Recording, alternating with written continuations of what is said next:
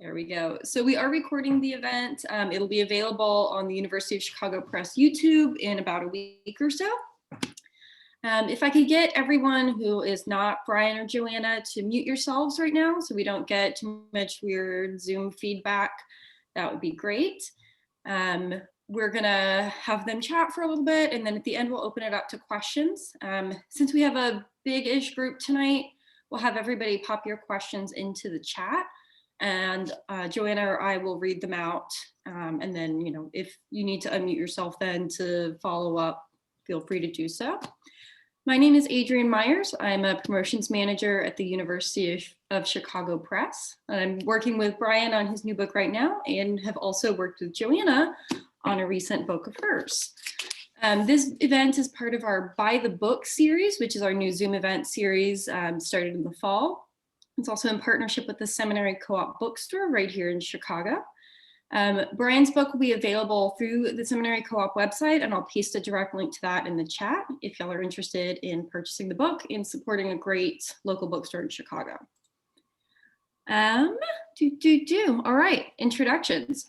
Brian Ladd is an independent historian who received his PhD from Yale University. He's taught history at the Rensselaer Polytechnic Institute and is a research associate in the history department at the University of Albany, State University of New York. And Joanna Merwood-Salisbury, who's joining us from New Zealand, is professor of architecture at Victoria University of Wellington, New Zealand. And her recent book with the press was Designed for the Crowd, Patriotism and Protest in Union Square. So I know a few folks are still streaming in, but I'm going to go ahead and turn it over to Brian and Joanna. And then we will wrap up for questions at about 15 minutes to the hour. All right, take it away, y'all. Great. Well, thank you so much, Adrienne. It's a great pleasure to be here and to be talking to Brian about his new book. One of the small benefits, or larger benefits of the situation we're in right now, is we can have these kind of events and bring people together from far-flung places. As Adrienne mentioned, I'm currently in New Zealand, where I'm from, and if you're interested, it's 7 minutes after noon here, but I am on Thursday, so I'm ahead of you. I think the reason that Adrienne's brought us together is that the two books that we've published have certain similarities, and I'm going to be hoping to draw out some of the similarities in the questions that I ask of Brian, and see if we can talk a little bit about commonalities and perhaps differences between Europe and the 19th century American urban scene. But just to summarize Brian's book briefly, in case you are not familiar with it, it's about urban street life in Europe, concentrating on 4 cities: London, Paris, Berlin, and Vienna, between roughly, I would say, the 17th and the 19th centuries. Besides being a really wonderful contribution to knowledge about the history of urban life, I so much enjoyed reading this book just because it's so well written, and it offers, in my mind, the kind of delicious promise of time travel. It allows us to almost feel as if we're bodily being transported back in time to different places and different locations. And the reason why I think it's so effective is that Brian draws really extensively on first-hand accounts of these cities. It's a very rigorously researched book, and he draws on a lot of scholarly sources, but there's an amazing plethora of first-hand accounts of people who were visitors to these cities. And what's interesting about these accounts is the sort of common fact that metropolitan street life was sort of universally described by those who weren't familiar with it as sort of exotic, amazing, and spectacular. It's really a kind of touristic experience to wander around the streets of London, Paris, Berlin, and Vienna, and to use that experience to kind of speculate on social life and a little bit on political life in those places as well. At the same time, a sort of thread that comes through the book that I hope we talk about a little bit more is the fact that visitors found the city to be spectacular and amazing, but also somewhat wild and disorganized. And those are the very kind of qualities that led to increasing attempts to manage and control urban street life. The fact that it always seemed to be somewhat on the brink of complete anarchy, not organized in terms of sanitation or transportation in any way. So there's a sort of duality between very much enjoying this extreme environment and feeling threatened by it and trying to think of ways to somehow manage and organize it. That's to me is a kind of key theme that comes through.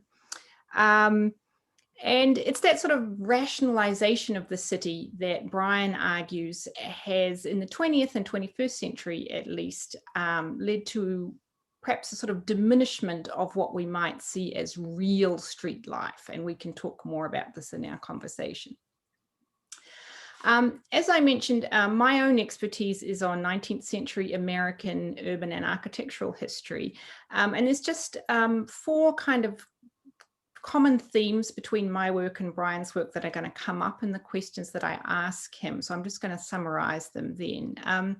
The first of them is that we're both concerned with the material world of the city, its physical makeup, its spatial dimensions, and the movement of human bodies within it. And it's that kind of bodily materiality that I'll get to in a second. Secondly, we're both concerned with what you might loosely describe as the social economy of public life, the ways in which human subjects interact in the streets and the squares of the city, the kind of exchanges that go on, commercial and social exchanges. Obviously, the cities that Brian describes are the great metropolitan centres that served as examples, both in a positive and a negative sense, for American city planners and urban designers. Americans in the 19th century are constantly comparing their cities to European cities and usually finding that they don't quite match up. And lastly, I think there is a comparison between the city life of the present and the city life of the past, threaded through both of our books. The sense that public life, at least in Western cities, and we can talk a little bit more about global cities perhaps, but in the West, that public life has been in some ways diminished, poor, less rich in the last 100 and 150 years, that all of these efforts to kind of control the street, control the square, have left us poorer.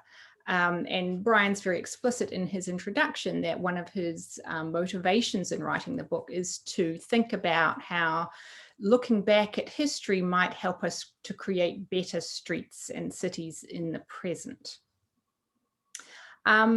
I think I was going to, at this point, hand over to you, Brian, perhaps to say a few words before I get to my more specific questions. Thanks, Joanna, and thanks, Adrian, and thanks everyone for coming, so to speak. Yeah, what I want to do, start out, is actually say a couple of words about Joanna's book from my perspective, in part to plug her book because it deserves it, but also to give a better sense of what mine does and doesn't do. She's emphasizing the common elements in our work correctly, and I think I'm going to emphasize the differences a little bit in emphasis to, I hope, give a better understanding. My book is about and organized around the different uses of the street. The chapter organization is about that, about buying and selling and social life and transportation and so forth. Her book, actually, it just occurred to me today how perfect her title is, Design for the Crowd, because from my reading, design and crowd are the 2 key words here. The history of Union Square, which many of you would know, in Union Square, New York, history from its origins to the present, up to, but not quite including the plan that was just unveiled this week for further revisions in its design. And its starting point is design, planning, landscaping, buildings, monuments. Whereas for my book, design is very important, but uses are the starting point. Design is literally the frame for the activities that my book is mostly about, remembering, of course, that the frame sometimes shaped those activities in ways that we can talk about. So design for the crowd, the other emphasis in her book is the crowd. The activities that she focuses on that happened in Union Square, and I had no idea there were so many, so important over the years. Speeches, rallies, demonstrations, in other words, politics, which of course is basic to what many of us associate with public space. And I found, somewhat to my surprise, that politics was not at the center of what the material I ended up including. Again, we can talk about that more. Partly these differences of emphasis reflect the difference between studying streets and studying squares, or perhaps studying motion versus place, but there are other things going on as well. So that just by way of contrast and framing. Great. Are you happy for me to carry on there, Brian? Yes, please. So that brings us to a really important question that was coming up again and again for me when I read your book, which is the relationship between what we might call everyday life and political life, particularly as it's enacted on the street. We talked about this a little bit online, but in my study of 19th century New York, I was really surprised to discover how relatively common mass demonstrations and even riots were. They were sort of almost an accepted accompaniment to any kind of political event, from an election to a holiday, particularly ethnic holidays like the Irish American Orange parades. So perhaps provocatively, I'm going to push back at you a little bit and ask, to what degree can we separate the everyday life of the street from the political life of the street? And is there a difference in looking at European cities in which the social and political structure is very different from the American city in the 19th century? Yeah, when you give that characterization of New York, I think that does suggest a significant contrast between US and European cities in terms of the centrality of political activity. Now, of course, this is just because Americans don't know how to behave themselves and never have, right? I think it's a gap that shrinks. And so as you get closer to 1900, there's probably less of that. And so partly the contrast reflects the fact that I'm going back earlier because I'm dealing with older cities, my material. And partly it reflects, I think, a greater degree of freedom for political activity and free speech over much of this period in the US versus most countries in Europe. And there you have contrast within Europe. England, for example, was much freer in permitting these sorts of activities than almost any country on the continent. Again, by the late 19th century, that's changing in a big way. So there's a contrast there. But the important part of your question that I want to look at is this distinction between everyday life and political life. What I did find was a sense that anytime you have a crowd, it could become a political crowd, and fear of the mob becomes an issue, even if it's unspoken. Again, if you go back far enough, I think there's less of that. There's less of a sense that the mob is really a threat to the fundamental foundations of the order. But from the 18th century on, that's very much the case. And another way of looking at it would be, to what extent can you draw a distinction between politics and policing? Because the purpose of policing was keeping things such that they don't get out of control. There's a big turning point in London, for example, in the 1770s and 80s, when you have the Wilkite demonstrations and the Gordon riots that will be known to those of you who've studied 18th century English history, perhaps. A sudden sense that the crowd can become a political actor. And of course, the more famous turning point is the French Revolution in 1789. After those points, the idea of the crowd potentially being a danger to everything is on everyone's minds, even though in the material I looked at, it just doesn't come up that much. And by the way, earlier we were talking about where I am in Washington, a few blocks from the Capitol. It actually struck me, I don't know how relevant this is, but that exciting day 3 weeks ago, I went outside my building here, a few blocks from the Capitol, and it was normal urban life. Extraordinary things were going on, but it was in a very limited space for a very limited time. And I think that was reflected in the sort of evidence that I was reading for most of my material. But let me bring in one concrete example here. Paris in the 1780s. There are so many anecdotes from those years of an aristocrat's speeding carriage racing through the streets, heedless of the crowds of pedestrians that were really unavoidable. And because Paris in those days was very crowded with very narrow streets. The most famous example of that is actually the fictional one. It's in the first chapter of Dickens' Tale of Two Cities, where an aristocrat's carriage kills a child and the aristocrat clearly can't be bothered. Now, obviously, Dickens is doing that to set the atmosphere for the French Revolution. And so he's reading into it a political atmosphere. But I mean, in fact, I've read what presumably Dickens was reading as well. And there are an amazing number of examples of observers, particularly foreigners, particularly British, seeing these kind of incidents. Now, is that political or not? It became seen as political at the moment, and clearly it was the sort of thing that could make a crowd gather, an angry crowd in a big hurry. Okay, I'll leave it at that for now. Yeah, maybe I can add to that. I know you were talking about design being of less interest to you, but as an architectural historian, it makes me think immediately of the design of the public boulevards that were modeled on parkways, in which there was an attempt to make these kind of simultaneous kinds of circulation possible and safe. So you would have wide streets that allowed for carriage traffic in the middle, and then perhaps some trees to provide some kind of stone and mass of the city. And then what we would call sidewalks possibly on either side to sort of control the sort of tumult that you were just describing and make everything possible, but still in a very highly structured and hierarchical way. You have the carriage riders and the pedestrians obviously occupying very different spheres, but safely occupying their spheres. Right, and the famous example of that specifically are the boulevards of Paris, the new ones that were torn through the city by Haussmann under Napoleon III in the middle 1800s, 1850s and 60s.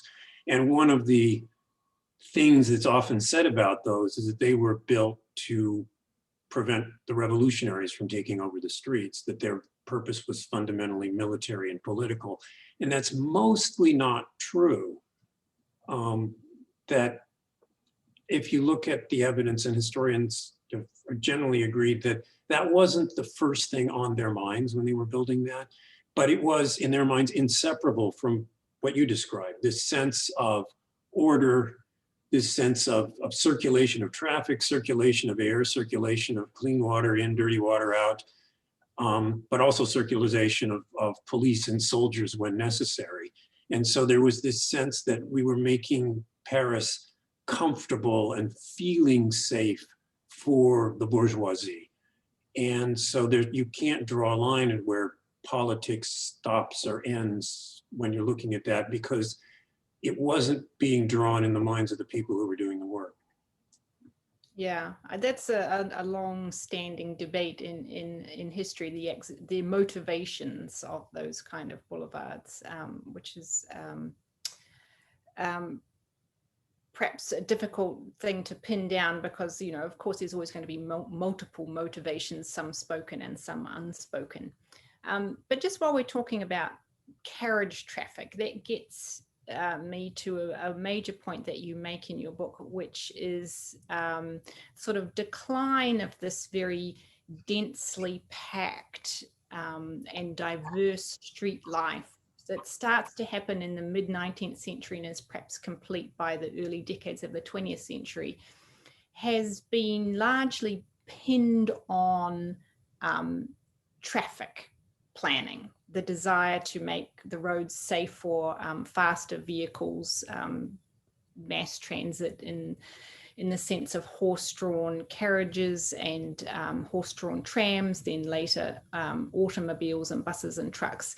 And you start to suggest that perhaps the control and order of the street that we associate with the 20th century, it might be too easy an answer to say it's all because streets became seen as singularly focused on places where traffic would circulate, that the sort of control of the city actually predates what we might call industrialized traffic in the late 19th century. Can you say a little bit more about that?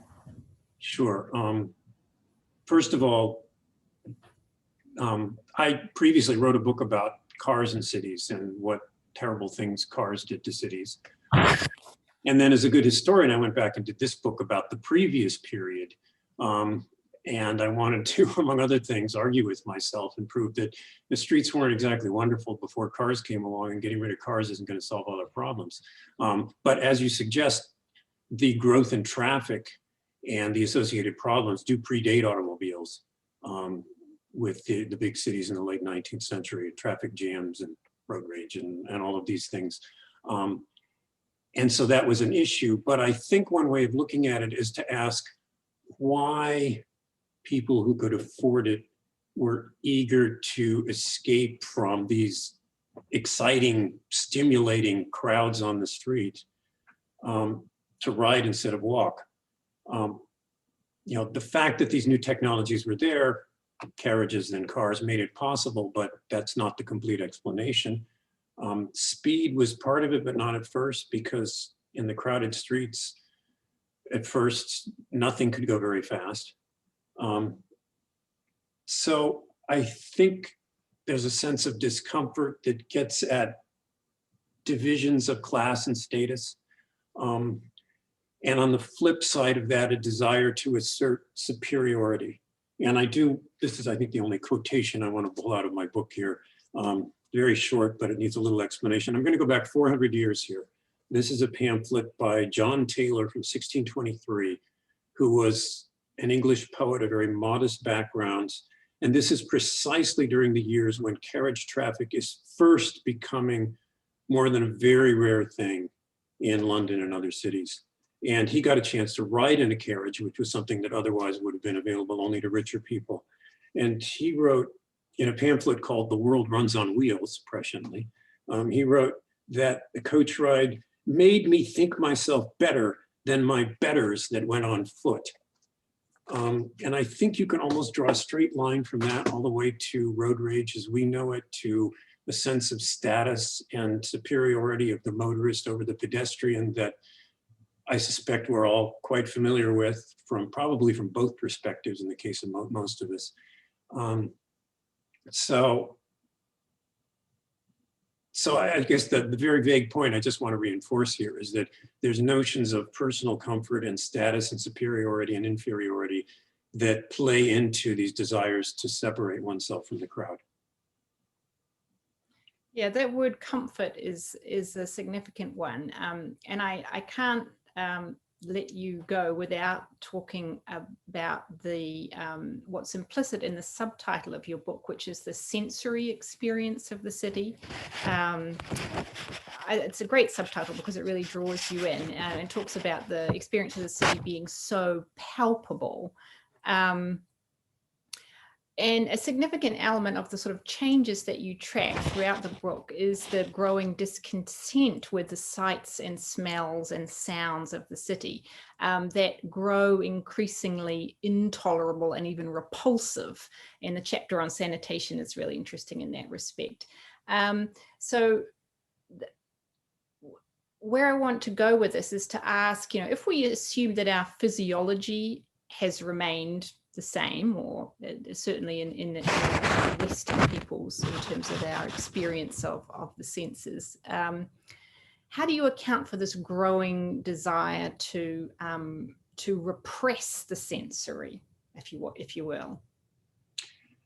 This is tough stuff to study as a historian, because obviously we have very indirect access to it. And just to forestall any disappointment, by the way, the book does not come with a scratch and sniff card so that you can immerse yourself in the 18th century street. I don't think you would want to, but there are times I wish I could, because we're dependent on fragments of indirect.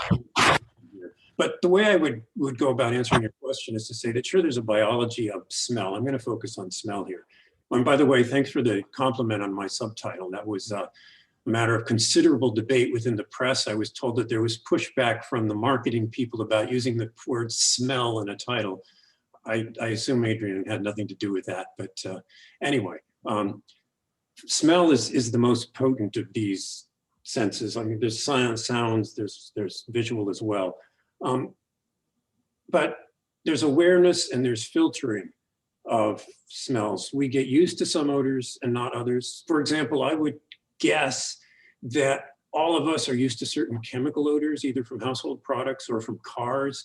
And someone from 200 years ago would be shocked to find that what we breathe every day, and someone 100 years from now is probably going to say, how could they breathe that stuff? It was killing them. Just a thought for the day. So this is the kind of change that you can trace, and you can trace by what people say and also what they don't say and what they associate with high status, low status, rich people, poor people.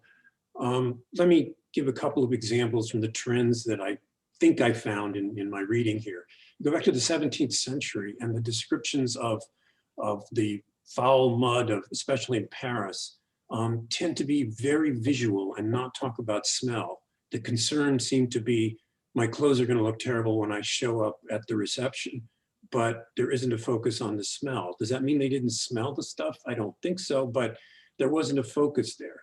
And then what you see in the course of the 18th century, and I'm following other scholars who've identified this change in the course of the 18th century to an awareness of a fixation on a repulsion of these smells that were associated with organic matter, particularly human waste products.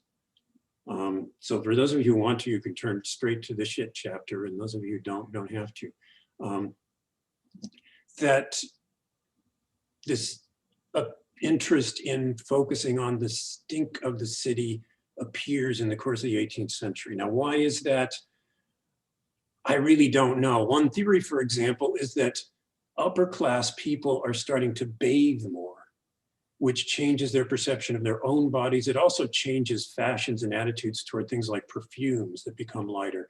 And importantly, it changes their relationship between their bodies and the bodies of poor people who are rarely bathing because whether or not they want to, they don't have the opportunity. And so smells of bodily things become a class marker in the way that they weren't before. How much that explains, I don't really know, but I think that's suggestive. What about the issue of sound? That certainly comes up a lot in my research on the origins of American suburbs. Obviously in Chicago, there are some of the very earliest ones, but also in New Jersey, the early suburbs of New York City. There's a constant reference to desire to escape the cacophony of the metropolis. Right. Again, a hard thing to trace, but I think that's something that comes in the course of the 19th century. There's an enormous increase in mechanical noises and sounds that were certainly not unknown before, say, 1800 or even 1850, but are increasingly dominating the soundscape with railroads, obviously ultimately with automobiles, but also with streetcars. But with machines, whether they're in factories or shops, there is this sense that this mechanical noise is getting louder, but also the sheer volume of traffic, because the steel wheel of a horse-drawn carriage and the steel horseshoes on stone pavement can actually be very loud. So if you have a lot of that, so there's a sense, and I think a reality, that this kind of noise is growing rapidly. And so the other side of that, which is a very important part of my book, is this fascination over centuries with the cries of street hawkers. And it seems that those were the sounds that dominated the streetscape literally for centuries. And we have evidence of that through the long tradition of prints of these hawkers showing in their characteristic poses, perhaps with their characteristic phrases, even musical notation of their cries, as something that was a standard part of urban life, printing and selling these things for hundreds of years. And then in the course of the 19th century, it fades out, and it also becomes a kind of nostalgia. They become symbols of the past rather than the present. And there's a lot of comments about how you just can't hear them anymore because they're drowned out by the other kinds of sounds. And I don't know if I'm answering your question, but there's so much rich evidence on that that has fascinated me. No, you have answered it really well. So now I'm going to kind of flip the board and say, okay, we've talked about these pre-modern cities being muddy, shitty, loud, but yet we have this incredible nostalgia to recover many aspects of them, and a great feeling of loss that some of the positive aspects have disappeared, almost perhaps never to be recovered. Why do we have that nostalgia? Yeah, because things aren't so great right now, obviously. That's the beginning of an answer, that there is a sense of loss. And so this is a historical process as well, by the way, that there's a history of nostalgia. I'm not the expert on this, but it clearly appears in my work. A sense that the past is something different, that there is something lost. It's a way of thinking that clearly develops during the 19th century, not that there was no sign of it before, but it's associated with Romanticism, and then with the enormous category of modernism, the sense that we are separated from, estranged from the past, which of course doesn't necessarily mean we long for the past, but what goes along with that is a sense that there are things that are lost, and maybe those are good things. And so you get to look back at the cries of the hawkers and saying that, wasn't that wonderful to wake up to those cries in the morning of milk or flowers or oranges being hawked in the streets. And we've lost that now. And now we have crowds of, we have mechanical noise, we have enclosed vehicles, and we've lost something human there. I share a lot of this. I should say I try to look at it critically as a historian, but part of my starting point is looking at things that we've lost in the age of the automobile in particular, and in the 20th century city. And that's in fact where my book ends up, with the, to some extent, abandonment of the street as a matter of policy and as a matter of reality, with the modernist planning of the 20th century that says the street is bad because it's too crowded, too dirty, I would argue in many ways too human, too bodily. Not everybody likes that transition, and a lot of the attempts to redesign cities are looking back to things we've lost. Well, this comes up in my work all the time, because I'm an architectural historian who teaches in an architecture school. So the majority of my students are people who want to go professional designers. And so this brings us to, the lessons of history for today, for people who are not perhaps architects or urban designers, but policymakers. What lessons do you think your book provides people who are in positions to make change? That's tough, of course, because the easier thing for a historian to do is to warn against historical parallels that look like they're valid, but it's always more complicated than that. So for example, as I mentioned before, the idea that cars did all this, so if we got rid of cars, we could solve our problems. Now I take a back seat to no one, so to speak, in my hatred of cars, and there's something to that, but not as much as we all would think. But on the other hand, I would argue that history can point out times in the past where a failure to appreciate what was there has led us astray. And that, again, I come back to the 20th century policies of saying streets are horrible, that I think these were decisions made by powerful people from a distance, responding to certain popular desires for say, greater sanitation, faster moving traffic in some ways. But when we look back, we can see things that we miss. Again, it gets back to the nostalgia. So this is not a book that offers lessons. It's not the kind that says, this is what we can learn. These are the things we can do to fix our streets. I admire people who do that, although I'm sometimes critical of their work, but I admire people who can do that. That's not what I've done, but I hope that we can look back at the reminders of things we've lost and might want to regain. Yeah, I'm going to open up to audience questions in a little bit. So if you have questions, please pop them in the chat. But while we're waiting for some to appear, I can't let you go, Brian, without talking about the post-COVID world that I hope we're approaching slowly. We've talked a little bit about the strangeness of streets in the COVID year that we've been through, the fact that there's been a very eerie emptiness to streets around the world, and a kind of rediscovery of street spaces for different kinds of activities, maybe more for leisure and less for commerce. And certainly in places like New York City and perhaps Chicago too, a kind of rediscovery of the pleasures of outdoor eating, or the interest of outdoor eating. Do you think there will be a noticeable long-term change in street life in the US anyway, based on the experience that we've been going through? I hope so, but I'm not going to make a prediction. I've been following with fascination the COVID debates. My book was done before COVID, so there's no COVID in it. So no smells, no viruses. It's a very clean book. And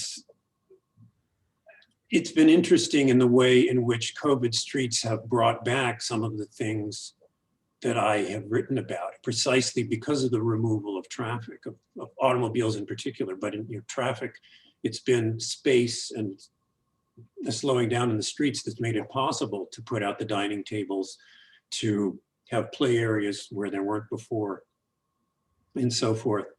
And I do hope that the appreciation that clearly a lot of people have felt about these spaces will last. And clearly there are urban leaders in a lot of places who are trying to make that work, and citizen groups who are trying to make that work. On the other hand, if things go back to some version of normal in terms of traffic, the pressure will be back to once again give automobiles the right of way. And so there will be fights everywhere, and some will be lost and some will be won.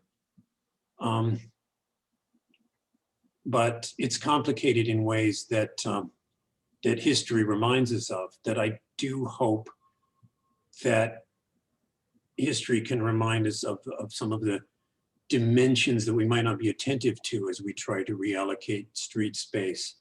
Some of the issues of class relations, bodily relations. And by the way, one issue that I haven't mentioned so far that I gradually realized is absolutely essential to this whole study, which is gender relations.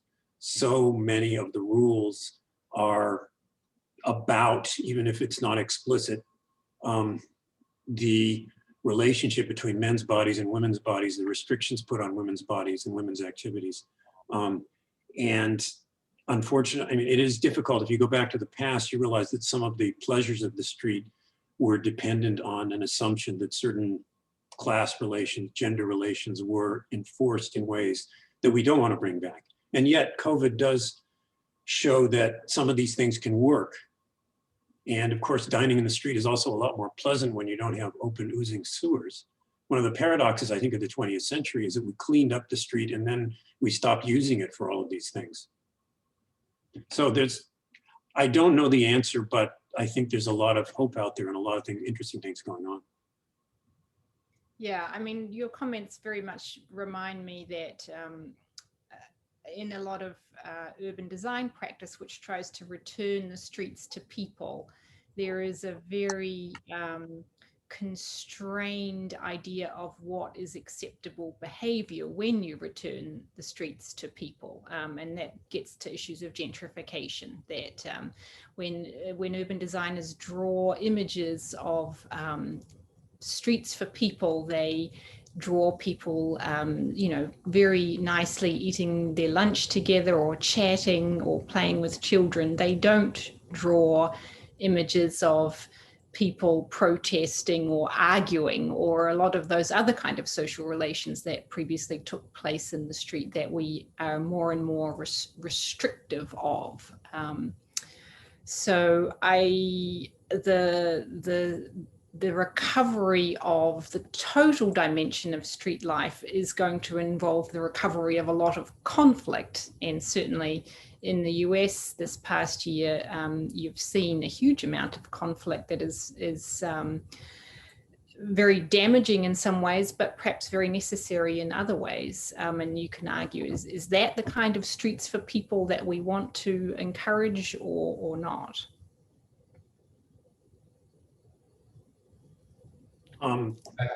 Actually, I'm looking at the chat a little bit. The word gentrification just came up, and I think that's relevant here, precisely in the way you were just talking about it, that what gentrifiers probably includes, at least potentially many of us here, whether we want to be or not, want with something like outdoor dining often is predicated on certain kinds of people being kept at a safe distance. And in fact, just specifically beggars. I mean, it's a term we don't use that much anymore, but we certainly still have them. And there have to be certain rules to make the wealthier people comfortable on the street, whether those rules are tacit or not, enforced or not. And so the term gentrification is it's hurled around too much, I think, but it does remind us that it's complicated. This utopian ideal of making streets where everybody can coexist with everybody always depends on certain rules and restrictions that aren't going to be good for everybody.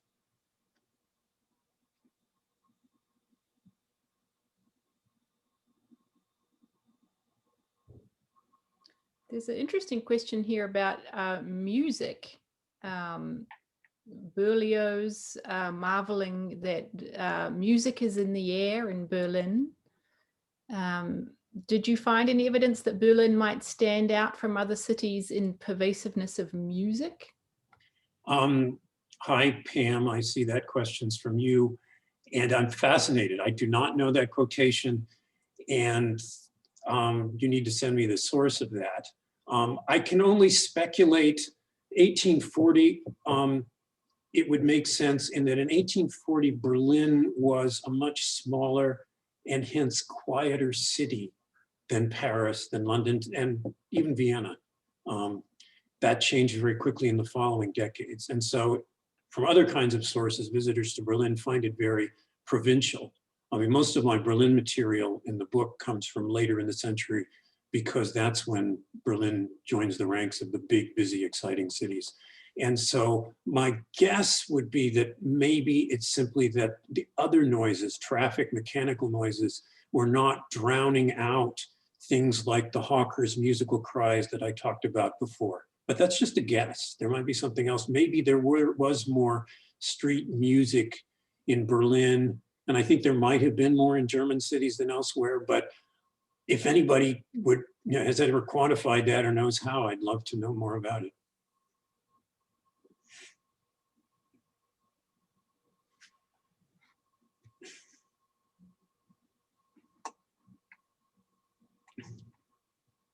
Well, let me jump in another question here while you're finding a better one. Pamela and Ellen are asking, and they're right, that heavy pedestrian traffic was due to the fact that dwellings were dark and small and crowded. That's very much true. That's, reflects that the fact that street life was because people didn't have other places to go. Sometimes literally in the cases of in the industrial boom cities where workers shared beds, and you had a bed for the day or a bed for the night, and either you were at work or you were out on the street when you didn't have your bed. But in general, crowding brought an escape to the street, more activities to the street. And so it's quite understandable that there was a sense of progress when people were driven off the street by having better housing. That's not the only thing that drove people off the street. A lot of it was traffic, but so that's, I don't want to neglect the very real sense of progress that's reflected in the abandonment of the street. And there's a very long history here, by the way. If you go back far enough, most commerce is going on in the street. In my period, there's still a lot of it in the street with the hawkers, and then you get shops, and then shops get enclosed. At first they're open fronted, then they're enclosed. And then of course the end of the process is the shopping mall in the middle of a suburban parking lot with no street anywhere in sight. Or they try and recreate the street inside the shop. Right, that's what came, right? The early shopping malls in the mid-century didn't even pretend to have streets. On the outside and just on the inside, right? They tried to recreate them on the inside. And at the end of the 20th century, they're trying to recreate them on the outside by taking the roof off the mall and building a faux main street along the Disney model. So that, and again, there's a sign that big money developers think that people want streets, but of course, particular kind of streets, sanitized of, and you can fill in the blanks. Right. There's an interesting question here about observer bias in the sources that you use. Somebody asks, did the commentators focus on the most offensive, salacious, outrageous aspects of street life at the expense of accurately portraying average conditions? Were the negative aspects exaggerated in first-person sources? Well, the answer is yes. I mean, thanks, LJ, for a question that I probably can't do justice to. And in fact, I'm sure I plead guilty to that myself. I loved the most salacious anecdotes, and I put many of them in the book just because they were too good to resist. Now, I'd like to think that they were illustrating something larger than just the verbal facility of Balzac or whoever I was quoting. And so I'm guilty of that as well. And so indeed, in all of the stuff I read, I had to ask, are they making this up? What are they seeing? How do I compare it to other things I've read? And of course, it's all very difficult. And I mean, this is a very anecdotal book. There are very few pieces of it that are based on statistical evidence, a few, but not very many, because it simply isn't available. Or some of it might be available if I took one city instead of 4, 1 decade instead of centuries, and went through, say, all the police records on nuisances or something, but that's not what, a little bit of that has been done, but that's not what I did. So indeed, there's going to be exaggeration, and that's always a danger, talking about, you know, this city stinks. So one example of that would, and it's very clear in some cases, foreigners would come into a city, say Berlin, and say, this place stinks. These people are just primitive savages. And, you know, it's you know, an Englishman or a Frenchman who's making this comment, and they spice it up with a little bit about those Prussians are such primitive people. So you can see the prejudice on the surface there, but it's often very hard to evaluate. I'd like to think I did my best. I'd like to think that's worth something. Yeah, I mean, I was going to ask you about cultural differences, and there's a question here about historic differences in the ways people perceive spaces for their aesthetic qualities. I presume that means historic differences over time, but the same could be phrased in terms of cultural differences. You're dealing with 4 different nations here. Are there more commonalities, or are there distinct cultural tints to the way people describe and experience street life? I would say in general, I found more commonalities. Now, of course, I'm dealing with, you know, a relatively small slice of the world, major cities of Central and Western Europe. I think if you could cast a wider net, which, you know, I don't have the acquaintance with the cities, the language skills and the travel to be able to include other continents, I wish I could, that you would find more of that. But so, I mean, it's an important question to keep in mind. But the thing that struck me was similarities, and I want to go back to the street cries here and the literature, the prints of the street cries. What's astonishing is how similar they are from city to city. These are presented as the visual and thus indirectly the sonic evidence of what life is like in London or in Hamburg or wherever, but they're remarkably similar from city to city. Now, there's a question here that's sort of a methodological question, which is interesting to tease out. In your books, you tend to take thematic approaches that focus on particular kinds of experiences as opposed to people or events. So your book is not the great history version of streets. It's the people's version of streets. What's motivating that approach? Well, actually, I'm reading Don's question here, as opposed to people or events. And part of that, I think, is that a very common and appealing approach to history is to do it biographically. And that's just not what works for me. And I'm sure one could analyze that having to do with things deep in my psyche. And on this question is coming from a psychologist, in fact, so I'll let him figure that out later on. But for whatever reason, I have not gravitated to biography as a way into history, which can be a wonderful way into history. I've gravitated into these sensory impressions, the sights, the sounds, the smells, that provide insights. And I think that a lot of that is neglected material. So that's not a very good answer. I mean, I think that question demands more self-analysis than I'm capable of here on the spot. Well, it makes for a pragmatically difficult method of researching, obviously, because the great people version of history comes with its own record, whereas the lives of everyday people are very much more difficult to research and understand. Were you confronted by that in your research? Very much so.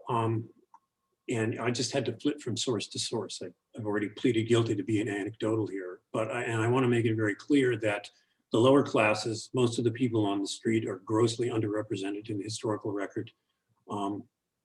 And I found, a few sources, the workers' autobiographies and other things, or interviews that were useful, but I'm very short on that side of things. It's much more the case that I'm reading the prejudices and snobbery or the aesthetics of well-to-do people and looking at things through their eyes in very fragmentary ways and trying to piece together a sense of the bigger picture here.